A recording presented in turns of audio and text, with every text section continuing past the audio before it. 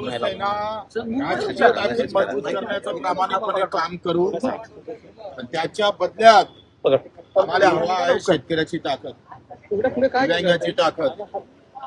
त्याच्याबद्दल कुठलाही समझोता होणार नाही. शिंदे साहेबांच्या नेतृत्वामध्ये दिव्यांग मंत्रालय उभं राहत असं करण्यासाठी प्रयत्न झाला पाहिजे. शेतकऱ्याच्या लढाईमध्ये एक इंचही फरक पडणार नाही. प्रहार सामाजिक संघटना आणि प्रहार दिव्यांग संघटना कायम राहणार.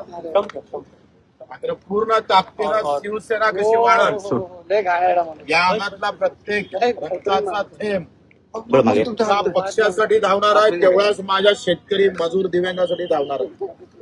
त्यांना समजवता शेतकरी मजूर दिव्यांगासाठी होऊ शकत नाही. राजकीय आम्ही हा प्रवास शिवसेनेतून सुरुवात केली. माझ्याजवळ अजूनही पत्र आहे. बाळासाहेब ठाकरे साहेबांना आम्ही मान्य बाळासाहेबांना आम्ही पत्र तेव्हा कापसाच्या भावासंदर्भात आम्ही हा राजीनामा दिला होता.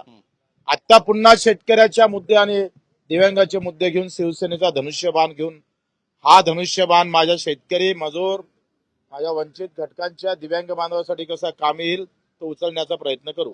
नक्कीच. पण काय शब्द दिलेला आहे विधान परिषदेसोबत इतरही मंत्री तुम्हाला राज्यमंत्रीपदाची सुद्धा माळ तुमच्या गळामध्ये पडणार अशी माहिती आहे, मला स्वीकार आहे? मंत्री पदाचा काही मी कसा आहे, मला मागाची सवय नाही.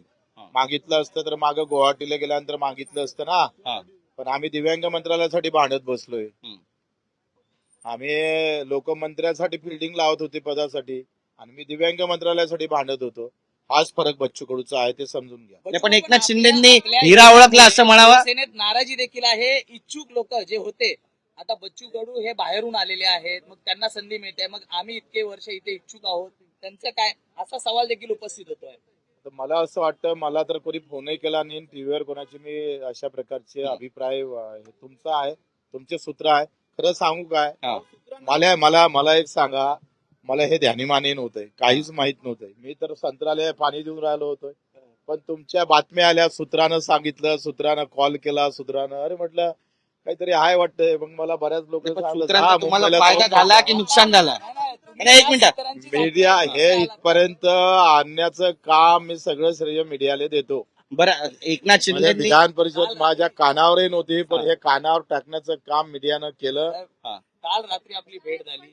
रात्री उशिरा आपण एकनाथ शिंदेना भेटलेला आहात. 24 तासात मोठ्या घडामोडी घडलेल्या आहेत. 24 तासात हमी भावावर चर्चा झाली, शेतकऱ्यांच्या पेरणी ते कापणीपर्यंतच्या विषयावर चर्चा झाली, आदिवासींच्या संदर्भात चर्चा झाली, दिव्यांगाच्या संदर्भात चर्चा झाली आणि त्यांनी सगळं सहमत दर्शवलं.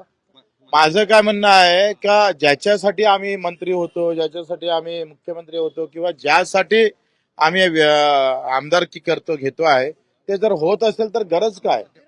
बरं, एक प्रश्न होतं ना काम. एक पण संघटना तुम्ही सांगतोय, संघटना चालवणं तुम्ही सांगता, तुमचा मीडिया चालवणं कठीण आहे का नाही? बरोबर आहे का नाही? तशी संघटना या काळात चालवणं फार कठीण आहे. त्यामुळे समजून चुकलं होतं.